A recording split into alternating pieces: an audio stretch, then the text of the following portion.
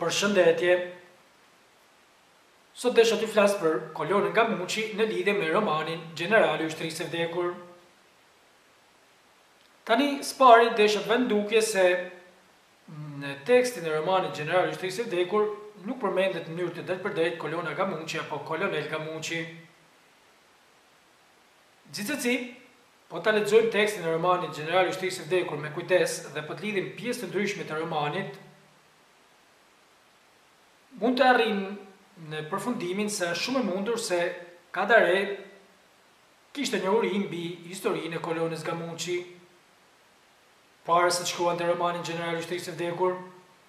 Gjithsesi, përsëris nuk mund të jemi të sigurt 100% që Kadare kishte një uri mbi historinë e Kolonës Gamucci.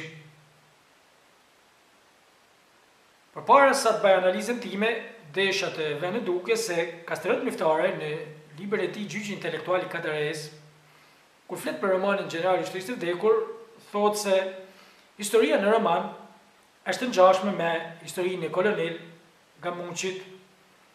Shteti komunist në atë kohë, thotë Miftare, se ajo një histori sikur Kolona Gamucci nuk pranoi të bashkëpunonte, të bashkohej me partizanët, por shkonte nëpër fshatra duke bërë krime dhe grabitje.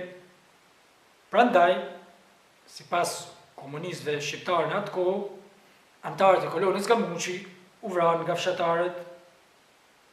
Tani, ju kujtoj se në roman, koloneli Z paraqitet sikur u vra dhe u zhduk nga plaka nicë fshatare. Vazhdon Miftare duke thënë se me sa duket, sigurimi i shtetit është bashkautor i romanit Gjenerali Ushtrisë e Vdekur. Ta e thash pse e thot, sepse komunistët e paraqisnin Kolonën Gamucci sikur u vra nga fshatarët, edhe në roman e thash plaka nicë paraqitet sikur vret kolonelin Z. Tani, unë mendoj se për të kuptuar romanin Gjenerali Ushtrisë e Vdekur në lidhje me Kolonën Gamucci, nuk duhet analizuar siç bën Kastërët Miftare vetëm koloneli Z, por duhet analizuar sipas meje edhe ushtari dezertor. Gjithsesi, përpara themi diçka në lidhje me Kolonën Gamucci. Pra, çfarë ishte Kolona Gamucci? Tani, njohuritë e mia mbi Kolonën Gamucci janë mbi të gjitha të bazuara te një shkrim që e gjeni edhe në internet, në gjuhën italiane, i shkruar nga Tullio Mereu, me titullin Da Tirana a Fushgurra, la storia della Colonna Gamucci. Pra, në shqip, nga Tirana në Fushgurra, historia e Kolonës Gamucci. Ajo që duhet të kuptojmë është se me datën 8 shtator të vitit 1943, Italia doli nga lufta. Me daljen e Italisë nga lufta, në Shqipëri erdhen gjermanët. Tani, me ardhjen e gjermanëve, problemi ishte te ushtarët italian. Pra, çfarë duhet bëhej me ushtarët italian? Dhe mbas një marrëveshje mes drejtuesve gjerman dhe drejtuesve ushtarak italian në Shqipëri, u vendos paktën për sa i përket këtyre ushtarëve që po flasim, që ushtarët italian do shkonin në bitolat e Maqedonisë së Sotme dhe pastaj nga aty do të viheshin në dispozicion të perandorisë gjermane si forcë punëtore. Natyrisht, ushtarët italian do kishin preferuar që të ktheheshin në shtëpiat e tyre, kjo kuptohet, po. Tani, plani i largimit nga Shqipëria i ushtarëve italian të Kolonës Gamucci, quhet Kolona Gamucci sepse drejtohej nga kolonel Giulio Gamucci. Plani i largimit nga Shqipëria ishte nëpërmjet Shqipërisë qendrore në Maqedoninë e Sotme pra Tiranë, Elbasan, Librazh, Çukës, Prenjas, pastaj në Maqedoni deri në Bitola. Por çfarë ndodhi? Ndodhi që në Çukës, nga fundi shtatorit të vitit 1943, ushtarët italianë u kapën nga partizanët, u kapën sepse ushtarët italianë gjitha nuk kishin as armatime të rënda, sepse thjesht u lejuan që të kishin armë për të mbrojtur vetveten gjatë rrugës për në Maqedoni. Tani, kur u kapën në Çukës,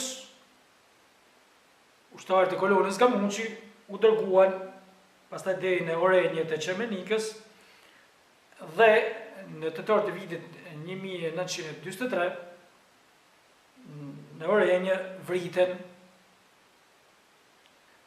mendohet se në total bëhet fjalë për 120 ushtarë italian.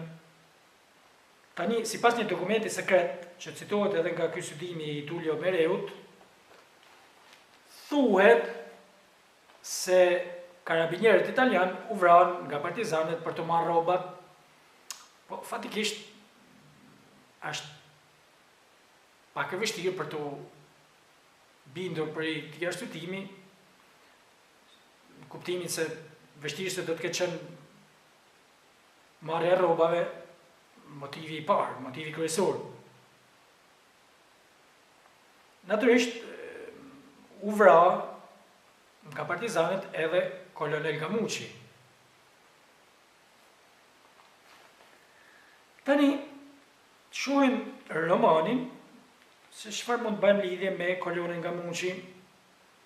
Për shembull, në roman përmendet Shqipëria Qendrore, thuhet Batalioni Blu e ka lënë Shqipërinë Qendrore. Përsëris, edhe udhëtimi që do të bënin ushtarët e kolonës Gamucci ishte nëpërmjet Shqipërisë Qendrore për në Maqedoni. Tani, është interesante se thuhet Batalioni Blu dhe jo Batalioni Fashist, si që ka vënë duke Kastellet Miftari, blu lidhet edhe me ngjyrën e uniformave të karabinierëve italian, duke qenë se përsëris karabinierët italian kishin uniforma me ngjyrë blu. Por, si që kam thënë edhe një video tjetër ku kam folur për personazhet e romanit Gjenerali Ushtrise të Vdekur, është interesante të vihet në duke se si në fund të romanit Gjenerali Ushtrise të Vdekur ngjyra blu lidhet edhe me ngjyrën e kuqe, kur thuhet se Gjenerali kishte lënë në hotel një listë me emra dhe afër listës kishte kryqe me ngjyrë të kuqe ose blu. Tani, thuhet se ushtari dezertor u vra nga batalioni blu në atë vjesht të paharruar në tekstin e romanit. Tani, po të shohim direkt tekstin, çfarë thuhet shtesë për vrasjen e ushtarit dezertor. Thuhet se do të jetë vrarë nga koloneli Z. Është vrarë nga koloneli Z, është vrarë nga koloneli Z. Pse thot të gjë ka direkt? Të gjë thot nga fundi i romanit, kur pasi Gjenerali me priftin po iknin, pasi kishin marrë eshtrat e kolonelit Z që ju dha plaka nic, gjatë rrugës, Gjenerali i bie me majën e kpucës thesit, dhe thesi, pastaj me eshtrat e kolonelit Z, bie poshtë dhe nuk gjendet. Kështu që Gjenerali mendon të zëvendësoj thesin me eshtrat e kolonelit Z, me eshtrat e ushtarit dezertor, duke qenë se ushtarit dezertor thuhet se ka gjatësi të njëjtë me kolonelin Z, dhe vazhdon thotë kadare, do të ishte absurde sepse pastaj eshtrat e ushtarit dezertor do të përfundonin në varrin e vrasësit të tij, domethënë të kolonelit Z. Kështu që përsëris nga fundi i romanit vrasësi i ushtarit dezertor paraqitet sikur është koloneli Z. Po gjithsesi çështja është pak më e komplikuar se sa kaq. Mendojon pse? Sepse për shembull, çfarë thuhet? Në roman thuhet se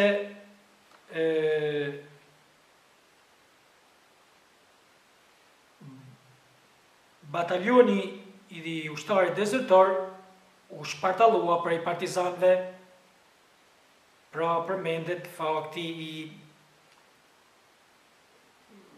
kapjes, nëse doni, ose luftimit me partizanët. Tani, përpara sa të flas për çështjet e tjera, desha të theksoj se problemi i ushtarëve të vrarë të kolonës Gamucci qëndron edhe te fakti se fatikisht si rregull robërit e luftës nuk vriten në kuptimin se ata kanë hequr dorë nga lufta, kështu që normalisht ishte pak problematike për autoritetet shqiptare vrasja e këtyre robërve italian.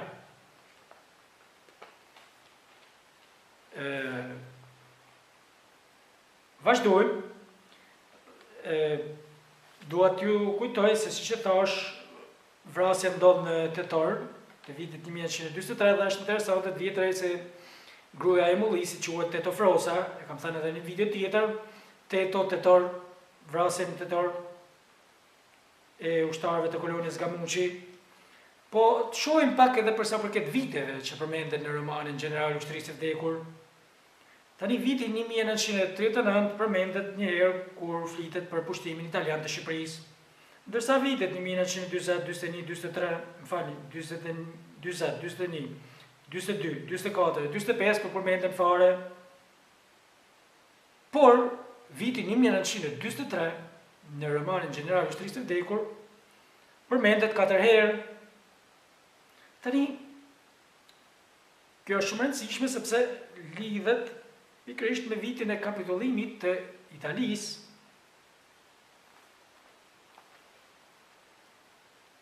apo më mirë, daljes Italisë nga lufta.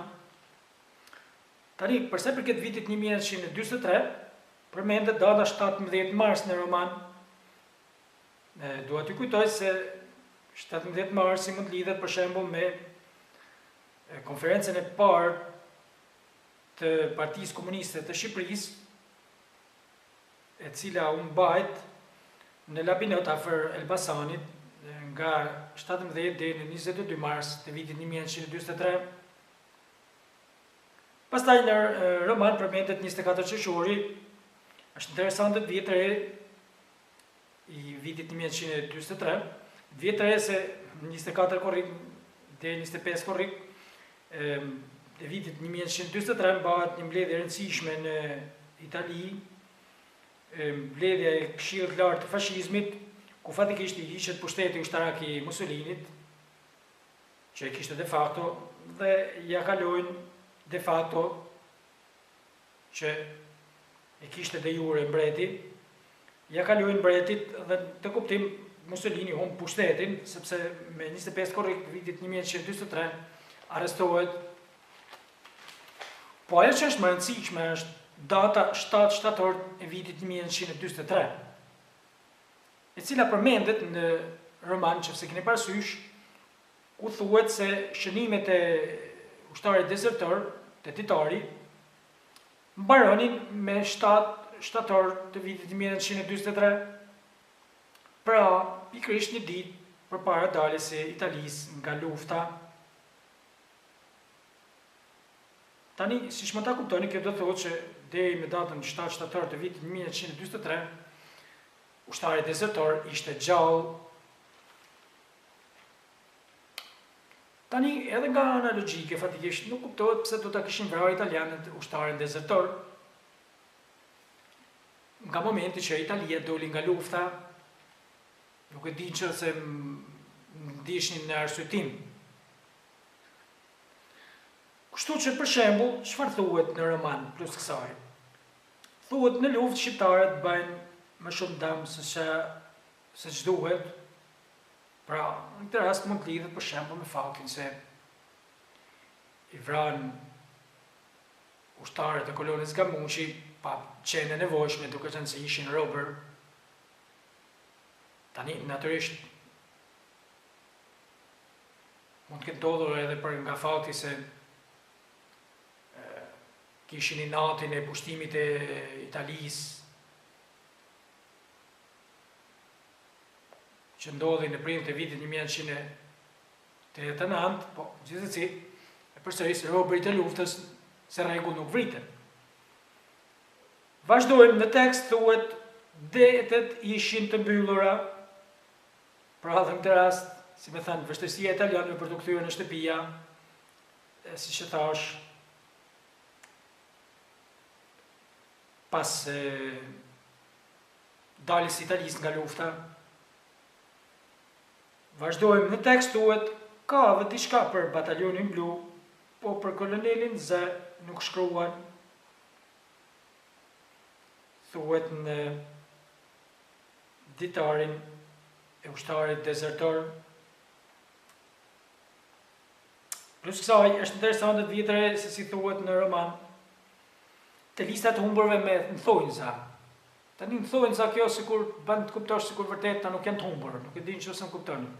Do të thënë dihet sikur janë vrarë. Plus kësaj prap thuhet për të gjetur të humburit në një vend. Prap të humburit në thonjza. Edhe vazhdojmë, dhe thuhet duke folur Gjenerali me prifti, nuk e kuptoj se si shqiptarët nuk uranë qaf ushtarëve tanë pas kapitullimit. Pra dhe këtu mund të ketë edhe një farë provokimi ndoshta të ky tekst, edhe pse duhet thënë se për shembull Bernd Fischer në studimin e tij mbi luftën e dytë botërore në Shqipëri, me titullin Albania at War, Shqipëria në luftë, thotë se në përgjithësi partizanët u treguan tolerant kundrejt ushtarëve italian pas kapitullimit. Gjithsesi, është interesant vjet e re se thuhet kur flitet në roman për kapitullimin e Italisë, përmendet koloneli Z, thuhet mos ka shkuar dhe është bërë çoban. Po edhe këtu mund të ketë pak ironi kundrejt kolonelit italian, po gjithsesi përsëris fakti që përmendet koloneli Z direkt kur flitet për kapitullimin e Italisë është diçka interesante. Kështu që në këtë kuptim, për shembull, edhe kur flitet për hakmarrjen e plakës Nic kundrejt kolonelit Z,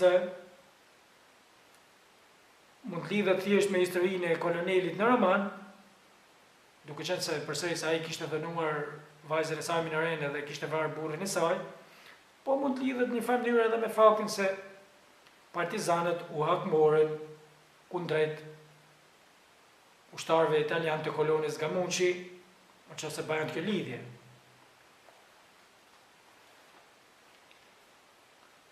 Vazhdojmë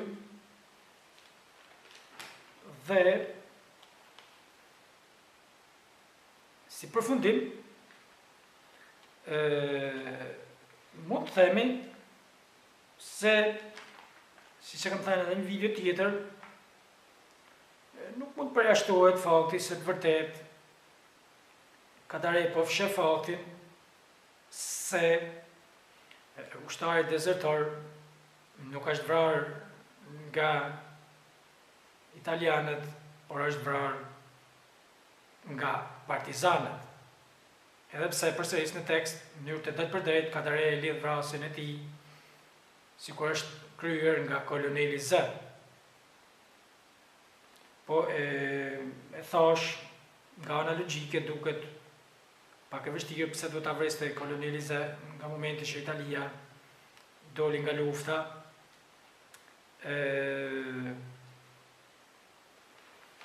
Kështu që në këtë kuptim po thosha që Kadare e thot mënyrë të përzirë çështjen e vrasjes së ushtarit dezertor. Tani dua ta mbyll thjesht, them diçka shtesë në lidhje me atë që thot Kaserot Miftaraj, ku thot që Gjenerali Ushtrisë Vdekur është një fyerje për kombin italian, duke qenë se katërej në romanin Gjenerali Ushtrisë së Vdekur i paraqet keq italianët. Po fatikisht, unë mendoj se është pak e egzageruar ky gjykim në kuptimin se